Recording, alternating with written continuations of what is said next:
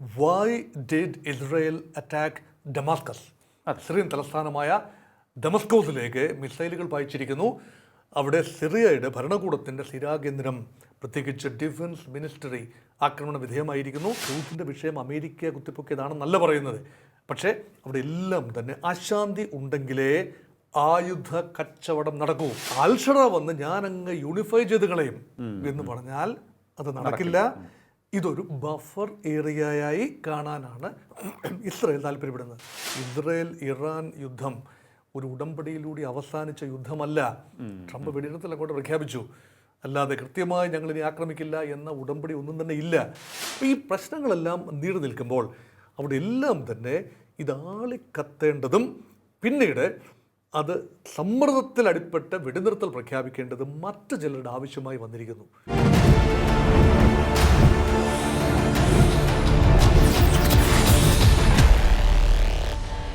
നമസ്കാരം, ടോക്കിംഗ് പോയിന്റിലേക്ക് സ്വാഗതം.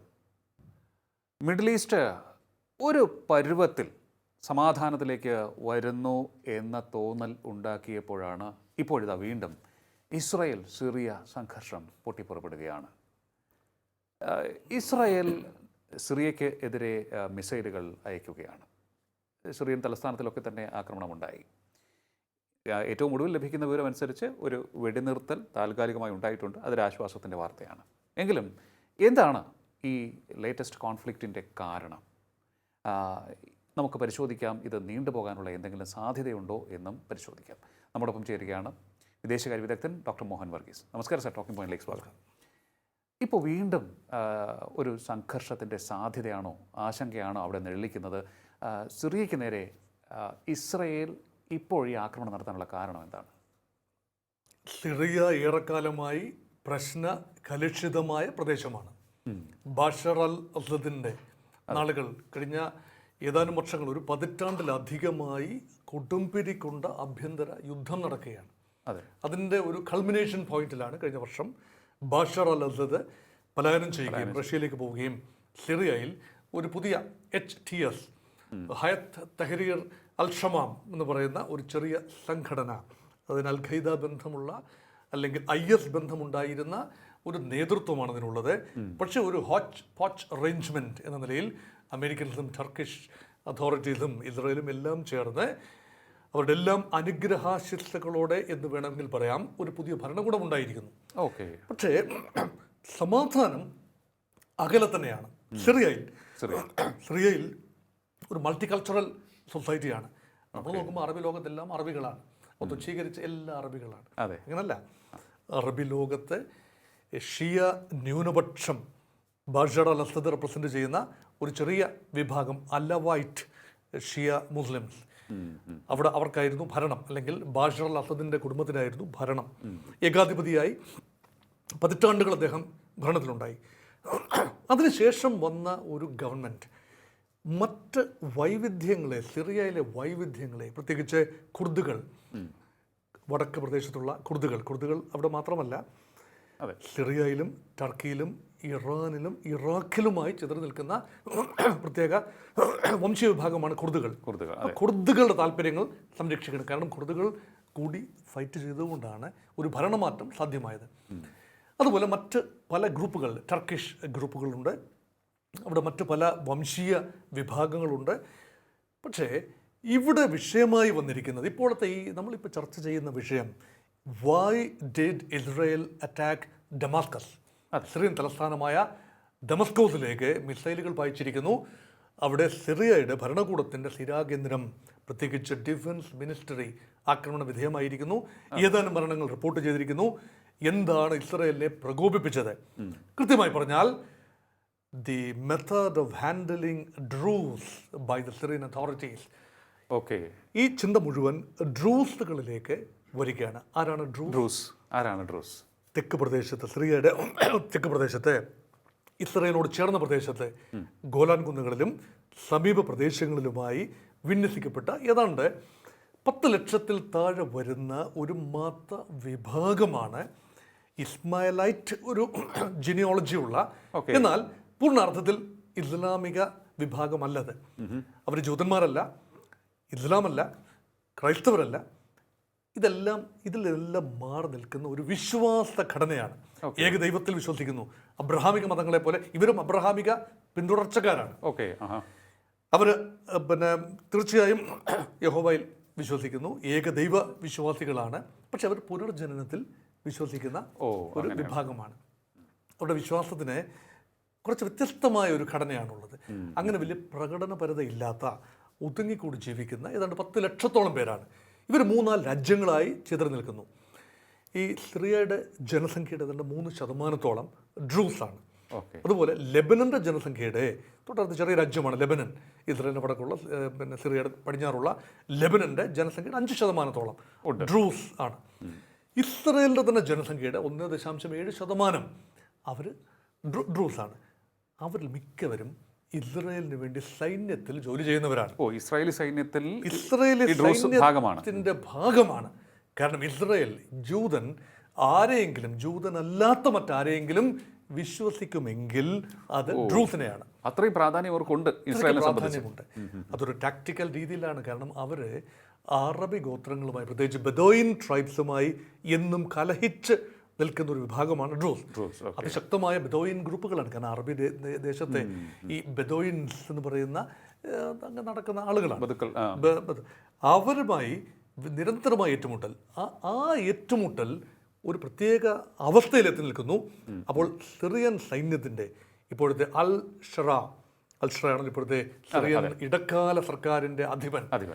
അദ്ദേഹം അത്ര കുഞ്ഞാടൊന്നുമല്ല. അദ്ദേഹത്തിന് വലിയ തീവ്രവാദ പശ്ചാത്തലമൊക്കെ ഉണ്ട്.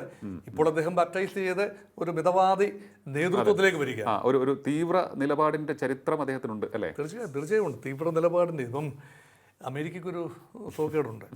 ഏത് തീവ്രവാദിയും വെള്ളപൂശിയെടുത്ത് അദ്ദേഹത്തെ വിശുദ്ധനാക്കി എടുക്കാനുള്ള വലിയ അനിതര സാധാരണമായ ഒരു ഡിപ്ലോമാറ്റിക് മികവ് അമേരിക്കൻസിലുണ്ട്. അതനുസരിച്ച് അമേരിക്കയുടെ സ്കീം ഓഫ് തിങ്സിൽ ദൃഷ്ടി ദോഷമുണ്ടാകാതെ പറ്റിച്ചാൽ അവരൊക്കെ വാഴ്ത്തപ്പെട്ടവരായി മാറും. അങ്ങനെ ഒരാളാണ് അൽഷറ. അൽഷറ ഇവിടെ കൊണ്ടുവരുന്നതിൽ ഇസ്രായേലിന്റെ കൺസെന്റ് അബ്ദുൽ അൽഷറ വടക്ക് നിന്ന് പടയോട്ടം തുടങ്ങി തെക്കോട്ട് വന്ന് പല പല നഗരങ്ങൾ കീഴടക്കി ചെറിയൊരു സൈന്യമാണ് HTS. അത് കഴിഞ്ഞ വർഷം അത് വിശദമായി നമ്മൾ ആ കാര്യമൊക്കെ പടയോട്ടം സംസാരിച്ചതാണ്. തെക്ക് വന്ന് ഡമാസ്കസ്, അത് ഇസ്രായേൽ അതിർത്തിയുമായി അധിക ദൂരമില്ല, ഗോലാൻ കുന്നുകളുമായി അധിക ദൂരമില്ലാത്ത പ്രദേശമാണ് ഡമാസ്കസ് തലസ്ഥാനം. ഡമാസ്കസ് നഗരത്തിൽ എത്തി അധികാരമുറപ്പിക്കുകയാണ്. മറ്റ് ഗ്രൂപ്പുകളെല്ലാം കൂടി ചേർന്ന ഒരു വെടിനിർത്തൽ.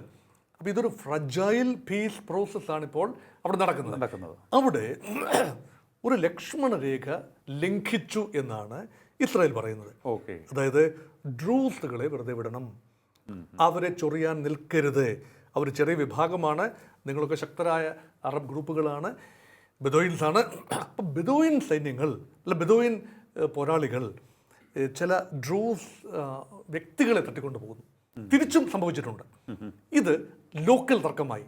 അതായത് ആ പ്രദേശമാണ് സുബൈദ എന്ന് പറയുന്ന പ്രദേശം.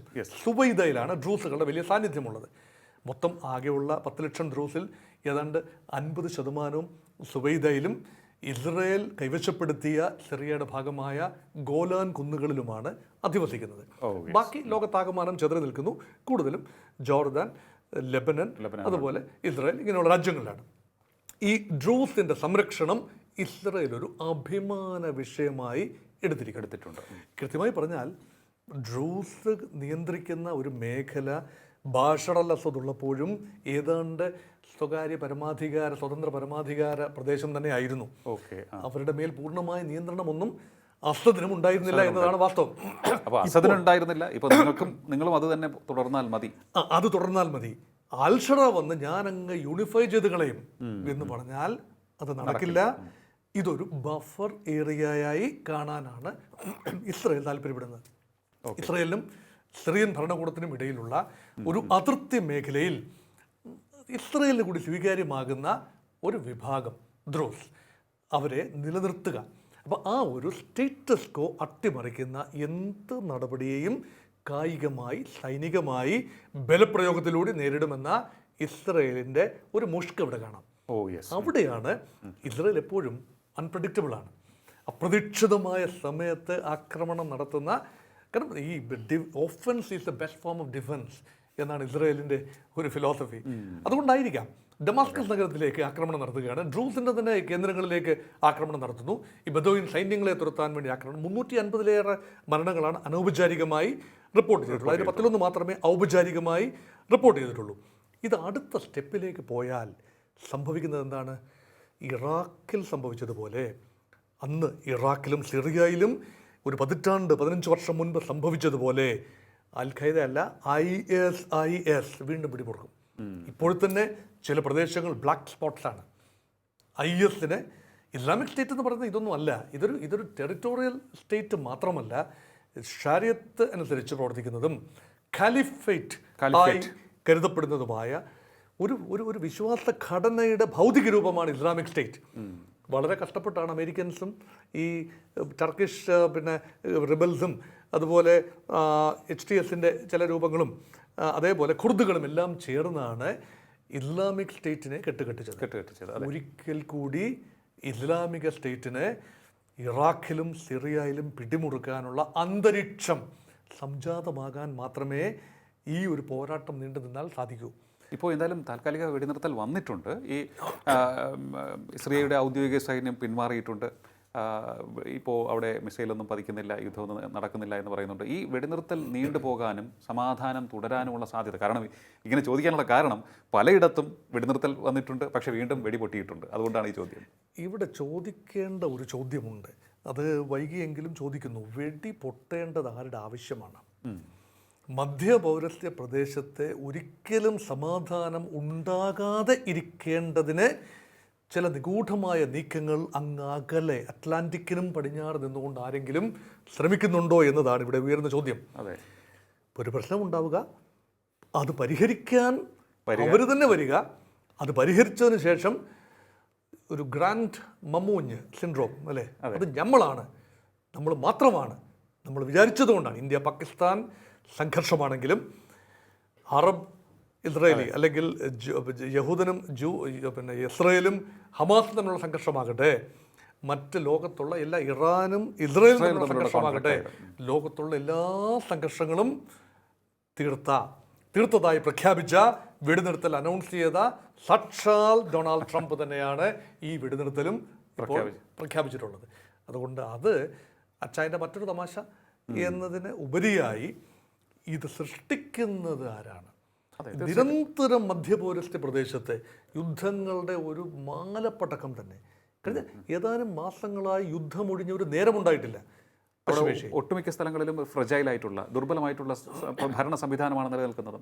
സൗദി അറേബ്യ ഒഴിച്ചുള്ള ഏതാണ്ട് എല്ലാ സൗദി അറേബ്യയും അറേബ്യൻ പെനിൻസുലയിലെ GCC രാജ്യങ്ങളിൽ യമൻ ഒഴിച്ചുള്ള ഭാഗങ്ങളെ മാറ്റി നിർത്തി കഴിഞ്ഞാൽ മറ്റെല്ലായിടത്തും തന്നെ ഇറാനിൽ, ഇറാഖിൽ, സിറിയയിൽ, ഇസ്രായേലിൽ, ജോർദൻ കാര്യമായ അസ്വസ്ഥതകളില്ല, ഇസ്രായേലിനോട് ചേർന്ന് നിൽക്കുകയാണ്, ലെബനനിൽ എല്ലാം തന്നെ പ്രശ്നകലുഷിതമാണ്. അപ്പോൾ അവിടേക്ക് ഒരു പുതിയ അധ്യായം കൂടി എഴുതി ചേർക്കുകയാണ് ഡ്രൂസിൻ്റെ വിഷയം. ഇപ്പോഴും കുർദുകളുടെ വിഷയം നീണ്ടു നിൽക്കുന്നു. ഇത് ഈ അടുത്ത കാലത്തെങ്ങും പരിഹരിക്കാനാവാത്ത ഒരു വിഷയമാണ്. 4 രാജ്യങ്ങൾ ഇടപെട്ടെങ്കിൽ മാത്രമേ കുർദുകൾക്കൊരു സ്വയംഭരണ റീജിയൻ ലഭിക്കൂ. എല്ലാ രാജ്യങ്ങളും കുർദുകൾക്കെതിരാണ്, കുർദുകൾക്ക് സ്വയംഭരണം ലഭിക്കുന്നതിനെതിരാണ്. ദ്രൂസുകൾ ചെറിയൊരു വിഭാഗമാണ്, കുർദുകൾ സാമാന്യം വലിയൊരു വിഭാഗമാണ്, ട്രാൻസ്നാഷണൽ വിഭാഗമാണ്. അപ്പോൾ ഈ പ്രശ്നങ്ങളെല്ലാം നീണ്ടു നിൽക്കുമ്പോൾ അവിടെ എല്ലാം തന്നെ ഇതാളിക്കത്തേണ്ടതും പിന്നീട് അത് സമ്മർദ്ദത്തിൽ അടിപ്പെട്ട് വെടിനിർത്തൽ പ്രഖ്യാപിക്കേണ്ടതും മറ്റു ചിലരുടെ ആവശ്യമായി വന്നിരിക്കുന്നു. അമേരിക്കയുടെ ആവശ്യമായി വന്നിരിക്കുന്നു. അപ്പോൾ അവിടെയാണ് ഇത് ഡ്രൂസിൻ്റെ വിഷയം അമേരിക്ക കുത്തിപ്പൊക്കിയതാണെന്നല്ല പറയുന്നത്. പക്ഷേ അവിടെ എല്ലാം തന്നെ അശാന്തി ഉണ്ടെങ്കിലേ ആയുധ കച്ചവടം നടക്കൂ. നിരന്തരം ഭീതിയുടെ അന്തരീക്ഷത്തിൽ പെട്രോ ഡോളേഴ്സ് റിച്ചായ അറബി ഇസ്ലാമിക രാജ്യങ്ങൾ അമേരിക്കയിൽ നിന്ന് വീണ്ടും ആയുധങ്ങൾ വാങ്ങും. ഇറാനും ഇസ്രായേലും തമ്മിൽ ഒരിക്കലും അടുത്തിടപെടരുത്. ഇസ്രായേലും അറബ് രാജ്യങ്ങളും തമ്മിൽ സംശയപരമായ ബന്ധമേ ഉണ്ടാകാവൂ. അബ്രഹാമിക കരാറുകൾ എന്നൊരു വശത്ത് പറയുകയും അതേസമയം തന്നെ അറബ് രാജ്യങ്ങൾ ഉൾപ്പെടെ ഇസ്രായേലിനെ സംശയിക്കുകയും ഇസ്രായേൽ എക്കാലത്തും ഒരു ഫിയർ സൈക്കോസിസിൽ നിൽക്കുകയും ഒക്കെ ചെയ്യേണ്ടത് ആയുധ കച്ചവടം, മിലിറ്ററി ഇൻഡസ്ട്രിയൽ കോംപ്ലക്സിൻ്റെ, അമേരിക്കൻ മിലിറ്ററി ഇൻഡസ്ട്രിയൽ കോംപ്ലക്സിൻ്റെ ആവശ്യമാണ്. അതുകൊണ്ടാണ് ഈ വിഷയത്തിന് ഇതൊരു ചെറിയ പരിഹാരമല്ല അവിടെ വേണ്ടത്. ഇപ്പം ലോക വ്യവസ്ഥ ഈ രൂപത്തിൽ നിൽക്കുമ്പോൾ നിരന്തരമായി ഹോട്ട്സ്പോട്ടായി ഹോട്ട് ബെഡ് ഓഫ് ടെറർ, ഒരിക്കൽ കൂടി ഹോട്ട് ബെഡ് ഓഫ് ടെററായിട്ട് മാറുകയാണെങ്കിൽ, ഇപ്പോഴങ്ങനെ പറയാനാവില്ല. ഇപ്പോൾ ടെറർ അല്ല ഇവിടെ വിഷയം, ഇവിടെ ടെററിസം അല്ല ഇവിടെ വിഷയം, മറിച്ച് ഇൻസ്റ്റെബിലിറ്റിയാണ്. Instability will ultimately lead to the failed states and in to the hands of terrorist. ഇത് തന്നെയാണ് സംഭവിക്കുന്നത്. അത് ഒഴിവാക്കാൻ ലോകം ഉണർന്ന് പ്രവർത്തിക്കണം. ഇസ്രയേൽ കാര്യങ്ങൾ കോംപ്ലിക്കേറ്റ് ചെയ്യാൻ ശ്രമിക്കരുത്. കാരണം ഇസ്രയേൽ വലിയ 2 യുദ്ധങ്ങൾ കഴിഞ്ഞിട്ട് നിൽക്കുകയാണ്. അത് കഴിഞ്ഞു എന്ന് പറയാനാവില്ല. ഒരു യുദ്ധം അവസാനിപ്പിച്ചിരിക്കുന്നു, ഇറാനുമായ യുദ്ധം. ഇവിടെ ഗാസയിലെ യുദ്ധം ഇന്ന് നാളെ ഇങ്ങനെ അവസാനിക്കും എന്ന പ്രതീക്ഷയിൽ നിൽക്കുന്നു. മറ്റൊരു പോർമുഖം കൂടെ തുറക്കാനുള്ള ആരോഗ്യം ഇസ്രയേലിനുണ്ടോ? അഭികാമ്യമാണോ? അത് ലോകം കണ്ണുമടച്ചതിനെ സപ്പോർട്ട് ചെയ്യേണ്ട ആവശ്യമുണ്ടോ? ഇതെല്ലാം തന്നെ. അത് മാത്രമല്ല, നമ്മുടെ ആളുകൾ അവിടെയുണ്ട്. ആ പ്രദേശം സിറിയ എന്നല്ല, മധ്യ പൗരസ്ത്യ പ്രദേശത്ത് സംഭവിക്കുന്ന ചെറുതും വലുതുമായ എല്ലാ തർക്കങ്ങളും ഡയറക്റ്റ്ലി ഓർ ഇൻഡയറക്റ്റ്ലി, ഇപ്പോൾ ഇസ്രായേൽ ഇറാൻ യുദ്ധം, ഇസ്രായേലും ഇറാനിലുമുള്ള ആളുകളെ മാത്രമല്ല ബാധിച്ചത്. 2 ദിവസത്തേക്ക് ഫ്ലൈറ്റ് ക്യാൻസൽ ചെയ്തപ്പോൾ എന്തുമാത്രം കൺഫ്യൂഷനാണ് അവിടെ ഉണ്ടായതെന്ന്. ശരിയാണ്. അപ്പം നമ്മുടെ ജീവിതോപാധിയെ പോലും, കേരളത്തിൻ്റെ ഉൾപ്പെടെ ജീവിത ഉപാധിയെ ബാധിക്കുന്ന രീതിയിലേക്ക് ഒരു സംഘർഷം വളരാതിരിക്കേണ്ടത് നമ്മുടെ കൂടെ ആവശ്യമാണ്. തീർച്ചയായിട്ടും. അതാണ് ഈ ആയുധ കച്ചവടത്തിൻ്റെയും ആയുധ വിപണിയുടെയും ഒക്കെ തന്നെ ആധിപത്യത്തിനായി ചിലരൊക്കെ തന്നെ ഈ അശാന്തമായ സാഹചര്യം തുടർന്നു കൊണ്ടുപോകാൻ ആഗ്രഹിക്കുന്നു എങ്കിൽ മറ്റു പല ശക്തികളും എന്തായാലും ഇതിനൊപ്പം ചേർന്നുകൊണ്ട് ഒരു സ്ഥിരത കൈവരിക്കാൻ വേണ്ടിയുള്ള ഇടപെടലിന് ശ്രമിക്കണം. ഇവിടെ ഒരു ഇംബാലൻസ് ഉണ്ടായി. ഇവിടെ ഇറാന്റെ സിറിയയുടെ കാര്യത്തിൽ ഒരു ഇംബാലൻസ് ഉണ്ടായി. ബാഷർ അൽ അസദ് ഇറാൻ പക്ഷപാതിയായിരുന്നു. അപ്പം ഇറാന് സ്വാധീനം ഇല്ലാത്ത ഒരു ഘടനയാണ് ഇപ്പോൾ സിറിയയിലുള്ളത്. അതുകൊണ്ട് സ്വാഭാവികമായി ഇസ്രയേലിനും മറ്റ് അറബ് രാജ്യങ്ങൾക്കും ഡോമിനേറ്റ് ചെയ്യാവുന്ന, റഷ്യക്ക് കാര്യമായ സ്വാധീനം ഇല്ലാത്ത, പണ്ട് റഷ്യക്കും ഇറാനും ഒരുപോലെ സ്വാധീനമുള്ള ഭരണകൂടമായിരുന്നു ബാഷർ അൽ അസദിൻ്റെത്. പക്ഷേ അൽഷറയുടെ ഭരണകൂടം യഥാർത്ഥത്തിൽ ആരുടെ താല്പര്യമാണ് സംരക്ഷിക്കുന്നത് എന്നത് ഇപ്പോഴും ഒരു വലിയ ചോദ്യമാണ്. പക്ഷേ ഇസ്രയേലിന് സ്വീകാര്യമായിരുന്നു അടുത്ത സമയം വരെ. പക്ഷേ ഇപ്പോൾ അത് മാറിയിരിക്കുന്നു. എങ്കിൽ ഞങ്ങൾ ചട്ടം പഠിപ്പിക്കുകയാണ്. ഇതൊരു തരം ഫ്ലെക്സിംഗ് മസിൽസാണ് ഇസ്രായേലിൻ്റെ ഭാഗത്ത് നിന്ന് സംഭവിച്ചിരിക്കുന്നത്. തീർച്ചയായിട്ടും. എന്തായാലും ഇതിൽ എനിക്ക് തോന്നുന്നു, ഞാൻ ചോട്ടെ, ഇതിപ്പോൾ മറ്റ് ആരുടെയൊക്കെ ഇടപെടലിന് സാധ്യതയുണ്ട്. ഇപ്പോൾ അങ്ങ് പറഞ്ഞു റഷ്യക്ക് സാധിക്കില്ല, അവിടെ ഉണ്ടായിരുന്ന അവിടുത്തെ ഒരു പൊളിറ്റിക്സുമായി ബന്ധപ്പെട്ട് നോക്കുമ്പോൾ അങ്ങനെ തന്നെയാണ്. അമേരിക്കയുടെ ഇടപെടൽ ഉണ്ടാകും. അമേരിക്ക പക്ഷേ ഒരു അവരുടെ താല്പര്യം സംരക്ഷിക്കുന്ന തരത്തിലേക്ക് കാര്യങ്ങൾ കൊണ്ടുപോകും. ബാലൻസിങ് ആക്ടിന് ആരും ഇല്ലാത്തൊരവസ്ഥയാണോ അവിടെ ഇപ്പോൾ നിലവിൽ? there is a preponderance of balance in favor of US Judaistic interest. അതെ, അവർ ഇറാൻ ശക്തമായ റെസിസ്റ്റൻസ് ആണ് നൽകിയതെങ്കിലും ഇറാൻ ഇപ്പോൾ സിറിയൻ ന്യൂനപക്ഷങ്ങളെ അല്ലെങ്കിൽ ഷിയ ന്യൂനപക്ഷങ്ങളെ, അലവി ന്യൂനപക്ഷങ്ങളെ സംരക്ഷിക്കാനുള്ള ഒരു ആരോഗ്യസ്ഥിതി ഒരുപക്ഷെ ഉണ്ടാകണമെന്നില്ല. കാരണം ജിയോഗ്രാഫിക്കലി അവർ മെഡിറ്ററേനിയൻ തീരത്തോട് ചേർന്ന പ്രദേശമാണ്. അവിടെ ഇറാൻ്റെ ആക്സസ് വളരെ കുറവുമാണ്. അപ്പോൾ ജിയോഗ്രാഫിക് റീസൺസ് ആണ്, അല്ല ഇറാൻ അതിനുള്ള ശക്തി ഇല്ലാത്തതുകൊണ്ടല്ല. അത് മാത്രമല്ല, ഇറാൻ ഒരു ഇൻ്റർമീഡിയറി സ്റ്റേജിൽ will go slow on proxies. ഇറാൻ്റെ പ്രോക്സികളായി വരുന്നവരാണല്ലോ ഹൂതികൾ, അല്ലെങ്കിൽ ഹമാസ്, ഹിസ്ബുള്ള, ഇതെല്ലാം. അവരെ കൈയച്ച് സഹായിക്കാൻ ആവുന്ന ഒരു നിലയിലല്ല ഇപ്പോൾ. കുറച്ച് നാളത്തേക്കെങ്കിലും Iran is trying to recuperate, is buying time.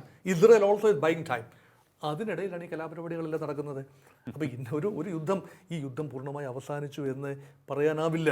Israel Iran യുദ്ധം ഒരു ഉടമ്പടിയിലൂടെ അവസാനിച്ച യുദ്ധമല്ല. ട്രംപ് വെടിനിർത്തൽ അങ്ങോട്ട് പ്രഖ്യാപിച്ചു, അല്ലാതെ കൃത്യമായി ഞങ്ങളിനി ആക്രമിക്കില്ല എന്ന ഉടമ്പടി ഒന്നും തന്നെ ഇല്ല. അങ്ങനെ ഇപ്പോൾ പുതിയ യുദ്ധങ്ങൾക്കൊന്നും ഉടമ്പടിയിലൂടെയല്ല യുദ്ധങ്ങൾ അവസാനിക്കുന്നതെന്ന് ഓർക്കണം. അപ്പം നിലവിൽ യുദ്ധസമാനമായ ഒരു അന്തരീക്ഷത്തിലൂടെയാണ് ആ പ്രദേശം മുഴുവൻ കടന്നു പോകുന്നത്. അവിടെ ഒരു റീഗ്രൂപ്പിംഗ് സാധ്യമാവുമോ എന്നതാണ് അവിടെ ചോദ്യം. ഒരു ബാലൻസ്, എപ്പോഴും യുദ്ധം അവോയ്ഡ് ചെയ്യണമെങ്കിൽ ഒരു balance of power, local balance of power ഉണ്ടാകണം. ഇന്ന് അതില്ല. ഇന്ന് ഇസ്രായേൽ ഇഷ്ടമുള്ള രീതിയിൽ ആരെയും ആക്രമിക്കാം എന്ന രീതിയിലാണ് അറബ് രാജ്യങ്ങൾ അനങ്ങില്ല. ചെറിയ ഒരു അറബ് രാജ്യമാണെന്ന് ഓർക്കണം. അവിടെ 75%, ഏതാണ്ട് 80-90% ആളുകളും അറബി ഭാഷ സംസാരിക്കുന്നവരാണ്. അപ്പോൾ അറബി വംശജരാണ്, അറബികൾ തന്നെയാണ്. ഡ്രൂസ് ഉൾപ്പെടെ അറബ്സ് തന്നെയാണ്. പക്ഷേ അവർ ചിതറി നിൽക്കുന്നു. ഒരു ഏകമാന സ്വഭാവം, ഏകശില സ്വഭാവം സിറിയൻ സമൂഹത്തിലില്ല. എപ്പോഴും ഈ ഗോത്രങ്ങൾ തമ്മിലുള്ള, നമ്മൾ പറയേണ്ട ഒരു കാര്യമാണെന്ന് തോന്നി, ഗോത്രങ്ങൾ തമ്മിലുള്ള ഏറ്റുമുട്ടൽ ഈ അറബ് മേഖലയിൽ ഇപ്പോഴും നിലനിൽക്കുന്നുണ്ട്. അത് ചരിത്രാതീത കാലം മുതൽ തന്നെ തുടർന്നു വന്നതാണ്. ഇപ്പോഴും അതിനൊരു ഐക്യമുണ്ടാക്കിയെടുക്കുവാൻ പൂർണ്ണ തോതിൽ സാധിച്ചിട്ടില്ല. എനിക്ക് തോന്നുന്നു അത് തന്നെയാണ് ഇപ്പോഴും തുടരുന്നതെന്ന് തോന്നുന്നു. ഇസ്മായിലിൻ്റെ സന്തതികൾ പല രാജ്യങ്ങളായി, പല ജനതയായി, പല ഗോത്രങ്ങളായി വിന്യസിക്കുന്ന കാഴ്ച കണ്ടു. അതേസമയം ഇസഹാക്കിൻ്റെ മകൻ യാക്കോബിൻ്റെ 12 മക്കൾ അവരടങ്ങുന്ന ഇസ്രായേലി ഗോത്രങ്ങൾ അവരൊരു ഏകമാന സ്വഭാവം എന്ന് അവർ ക്ലെയിം ചെയ്യുന്നു. അവരും പക്ഷേ ഡൈവേഴ്സാണ്. അവരും ലോകത്താകമാനം ചിതറിയിരിക്കുന്നു, മറ്റ് വിഭാഗങ്ങളുമായി ലയിച്ചിരിക്കുന്നു. ഈ വംശീയ ശുദ്ധിയുടെ കാര്യമൊക്കെ ഒരു പറച്ചിൽ മാത്രമേ ഉള്ളൂ, പൂർണ്ണമായ അർത്ഥത്തിൽ ശരിയല്ല. വംശീയമായ സങ്കലനത്തിന് വിധേയമായി തന്നെയാണ് ഇസ്രായേൽ മുന്നോട്ട് പോകുന്നത്. പക്ഷേ അവരൊരു യുണൈറ്റഡ് ഫേസ് അവർ പുട്ടപ്പ് ചെയ്യുന്നു. അതിനുള്ളിൽ ഡെമോക്രാറ്റിക് തിരുത്തൽ ശക്തികളുണ്ട് ഇസ്രായേലിനുള്ളിൽ. പക്ഷേ അറബി ലോകത്തെ സങ്കീർണത അത് ഗോത്ര സംസ്കാരത്തിൻ്റെ രൂപത്തിലാണെങ്കിലും പ്രാദേശിക വൈവിധ്യങ്ങളുടെ രൂപത്തിലാണെങ്കിലും വളരെ വലുതാണ്. ആ സങ്കീർണത മുതലെടുക്കാൻ പുറത്തു നിന്നുകൊണ്ടുള്ള ശക്തികൾ ശ്രമിക്കുമ്പോഴാണ് ഈ സിറിയ ഒരു ആഭ്യന്തര യുദ്ധത്തിൻ്റെ നിഴലിൽ പെട്ടുപോകും, നീരാളിപ്പിടുത്തത്തിൽ പെട്ടുപോവുകയാണ്. കാരണം ഒരു നാഴി മറ്റൊരു നാഴിയിൽ ഇറങ്ങില്ല. എല്ലാം വിവിധ വംശങ്ങളാണ് സിറിയയിൽ. അതുകൊണ്ട് ഈ മൂപ്പിളമ തർക്കങ്ങൾ എക്കാലത്തുമുണ്ട്. ഇതിനെല്ലാം സിന്തസൈസ് ചെയ്തുകൊണ്ട് ഉരുക്കുമുഷ്ടിയോട് മുന്നോട്ട് പോകാം എന്ന അൽ ഷറായുടെ തീരുമാനത്തിന് ഏറ്റ അടിയാണ് ഇപ്പോൾ ഇസ്രായേലിൻ്റെ ആക്രമണം. ഞാൻ ചോദിച്ചോട്ടെ ഒരു ചോദ്യം കൂടി. അതായത് ഇസ്രായേലിൽ നിലനിൽക്കുന്ന ഇപ്പോഴത്തെ ഒരു ബെഞ്ചമിൻ നെതന്യാഹു നേരിട്ടുകൊണ്ടിരിക്കുന്ന എതിർപ്പ്, പ്രതിപക്ഷത്തിൽ നിന്നും സ്വന്തം പാർട്ടിയിൽ നിന്നും ഒക്കെ തന്നെ, സ്വന്തം മുന്നണിയിൽ നിന്ന് പോലും ഒക്കെ ഇപ്പോൾ അദ്ദേഹം എതിർപ്പ് നേരിട്ടുകൊണ്ടിരിക്കുകയാണ്. അവിടെ ബെഞ്ചമിൻ നെതന്യാഹുവിൻ്റെ അധികാരത്തിന് ഏതെങ്കിലും തരത്തിലുള്ള ഒരു ദോഷം അല്ലെങ്കിൽ അദ്ദേഹം അധികാരത്തിൽ നിന്ന് മാറി നിൽക്കേണ്ടി വരുന്നൊരു സാഹചര്യം സമീപത്തുണ്ടാകുമോ? എന്തുകൊണ്ട് ഇസ്രായേൽ നിരന്തരമായി വിദേശ മണ്ണിൽ ആക്രമണം നടത്തുന്നു എന്നതിൻ്റെ സൂചനയാണ് ഈ ചോദ്യം. ഇസ്രായേൽ യുദ്ധത്തിൻ്റെ മോഡിൽ നിന്നും സമാധാനത്തിൻ്റെ മോഡിലേക്ക് വരുന്ന ആ നിമിഷം ബെഞ്ചമിൻ നെതന്യാഹുവിനെതിരെയുള്ള അഴിമതി കേസുകൾ സർഫത്ത് ചെയ്യും. അദ്ദേഹം ഒരു പക്ഷേ ഇംപീച്ച് ചെയ്യപ്പെട്ടേക്കാം, പുറത്താക്കപ്പെട്ടേക്കാം, അദ്ദേഹം രാജിവെച്ച് പുറത്തു പോകേണ്ടി വന്നേക്കാം. ഒരു തെരഞ്ഞെടുപ്പിൽ ഒരുപക്ഷെ വിജയിച്ച് വരാനാവില്ല. ഇസ്രായേൽ ഇപ്പോൾ നടത്തിയ യുദ്ധം, ഗാസയിൽ ഉൾപ്പെടെയുള്ള യുദ്ധത്തിൽ അനേക നേട്ടങ്ങൾ ഉണ്ട് എന്ന് പറയുമ്പോഴും ഗാസയുടെ ഹമാസിൻ്റെ ലീഡർഷിപ്പിനെ എലിമിനേറ്റ് ചെയ്തു, ലെബനനിലെ ഹിസ്ബുള്ളയുടെ ലീഡർഷിപ്പിനെ എലിമിനേറ്റ് ചെയ്തു, ഹൂതികൾക്ക് കർശനമായ നാശനഷ്ടങ്ങൾ ഉണ്ടാക്കി, ഇറാനെ പാഠം പഠിപ്പിച്ചു എന്നൊക്കെ പറയാമെന്നല്ലാതെ മുൻകാലങ്ങളിൽ വെന്നിക്കൊടി പാറിച്ചതുപോലെ ഇസ്രായേലിന് സമ്പൂർണമായ ഒരു വിജയം സാധിച്ചിട്ടില്ല. അതുകൊണ്ട് കണക്ക് പുസ്തകത്തിൽ ബെഞ്ചമിൻ നെതന്യാഹുവിൻ്റെ ബാലൻസ് ഷീറ്റ് അത്ര സ്റ്റേബിൾ അല്ല. There are red marks here and their. അവിടെയാണ് നിരന്തരം ഒരു ബാറ്റിൽ ഗിയറിൽ മുന്നോട്ട് നീങ്ങുക, യുദ്ധ സജ്ജമായി ഇസ്രായേൽ നിൽക്കുക. ആ സമയത്തെ രാജ്യം ഒറ്റയ്ക്ക് നിൽക്കും, ഒരുമിച്ച് നിൽക്കും. അതിശക്തമായ ജനാധിപത്യ പാരമ്പര്യമുള്ള രാജ്യമാണ് ഇസ്രായേൽ എന്ന് ഓർക്കണം. അത് ഏകാധിപത്യ രാജ്യമല്ല. ബെഞ്ചമിൻ നെതന്യാഹു ഏകാധിപതിയെ പോലെ പ്രവർത്തിക്കുന്നു എന്ന് തോന്നാമെങ്കിലും അദ്ദേഹം ആരെങ്കിലും ഭയക്കുന്നുവെങ്കിൽ ആഭ്യന്തര രാഷ്ട്രീയ ശക്തികളെ തന്നെയാണ് ഭയക്കുന്നത്. അവിടെ ഒരു തിരുത്തൽ ആകണം. അവിടെയാണ് ആ തിരുത്തൽ പോലും സാധ്യമാകാത്ത രീതിയിൽ നിരന്തരം ഓൾ ഗൺസ് ബ്ലേസിംഗ് അങ്ങനെ പോവുകയാണ് ഇസ്രായേൽ. യെസ്, തീർച്ചയായിട്ടും. ഇതെല്ലാം മധ്യ പൗരസ്ത്യ ദേശം വളരെ വളരെ സങ്കീർണമായ സാഹചര്യത്തിലൂടെ കടന്നുപോയിക്കൊണ്ടിരിക്കുകയാണ്. ഒന്നിന് പിന്നാലെ ഒന്ന് എന്ന തരത്തിൽ സ്ഥലങ്ങൾ മാറി കോൺഫ്ലിക്റ്റുകൾ, സംഘർഷ സാഹചര്യങ്ങൾ ഉടലെടുത്തുകൊണ്ടിരിക്കുകയാണ്, ഏറ്റുമുട്ടൽ ഉണ്ടായിക്കൊണ്ടിരിക്കുകയാണ്. ഒരു വശത്ത് ഇസ്രായേൽ പലരെയും ആക്രമിച്ചുകൊണ്ടിരിക്കുന്നു. അതിന് പിന്നിലെ കാരണം ഡോക്ടർ മോഹൻ വർഗീസ് ഇപ്പോൾ പറഞ്ഞിട്ടുണ്ട്. അതുപോലെ തന്നെ ഈ പ്രശ്നം പരിഹരിക്കാൻ ഓടിയെത്തുന്ന ആഗോള പോലീസിൻ്റെ താല്പര്യം, അമേരിക്കയുടെ താല്പര്യമെന്ത് എന്നും സൂചിപ്പിക്കുകയുണ്ടായി. ഒപ്പം ഇത്തരത്തിൽ ഒരു ഫ്രജൈലായിട്ടുള്ള, അതായത് ദുർബലമായിട്ടുള്ള, എപ്പോൾ വേണമെങ്കിലും തകർന്നു പോകാൻ സാധ്യതയുള്ള ഭരണ സംവിധാനങ്ങൾ ഒട്ടേറെ സ്ഥലങ്ങളിൽ നിലനിൽക്കുകയും ചെയ്യുന്നുണ്ട്. ഇവിടെയൊക്കെ അസ്ഥിരത തുടർന്നുകൊണ്ടിരുന്നാൽ ഭീകരവാദികൾ വീണ്ടും ISS പോലുള്ള തീവ്രവാദികൾ വീണ്ടും പിടിമുറുക്കുകയും ലോകത്തിന് കൂടുതൽ ആശങ്ക സൃഷ്ടിക്കുകയും ചെയ്യും എന്നുള്ളതാണ് ഏറ്റവും ആശങ്കാജനകമായിട്ടുള്ള കാര്യം. അതുകൊണ്ട് തന്നെ ഇവിടെ ഒരു ബാലൻസിങ് ആക്ട് വരേണ്ടിയിരിക്കുന്നു, ശക്തികളുടെ ഒരു ബാലൻസിങ് ഉണ്ടാകേണ്ടിയിരിക്കുന്നു, സ്ഥിരത കൈവരിക്കേണ്ടിയിരിക്കുന്നു. അത് നമുക്ക് പ്രത്യേകിച്ച് നമ്മൾ എല്ലാവർക്കും വളരെ പ്രധാനപ്പെട്ട ഒരു കാര്യം കൂടിയാണ്. നമ്മുടെ വലിയൊരു വിഭാഗം ഈ മിഡിൽ ഈസ്റ്റിലൊക്കെ ജോലി ചെയ്യുന്നുണ്ട്. അതിനടുത്തായിട്ടാണ്, അധികമൊന്നും അകലെ അല്ലാതെയാണ് ഈ സംഘർഷങ്ങൾ എന്ന് ഓർക്കുക. അതുകൊണ്ട് തന്നെ നമുക്ക് ഏറെ പ്രധാനപ്പെട്ട ഒരു കാര്യം തന്നെയാണ് ഈ നാടുകളിൽ എല്ലാം തന്നെ സമാധാനം പുലരണം എന്നുള്ളത്. വളരെയധികം നന്ദി സാർ, ഇത്ര സമയം ടോക്കിംഗ് പോയിന്റുമായി സംസാരിച്ചത്. ടോക്കിംഗ് പോയിന്റ് അധ്യായം ഇവിടെ പൂർണ്ണമാകുന്നു. ഇനി അടുത്ത എപ്പിസോഡിൽ കാണാം നമുക്ക്. നമസ്കാരം.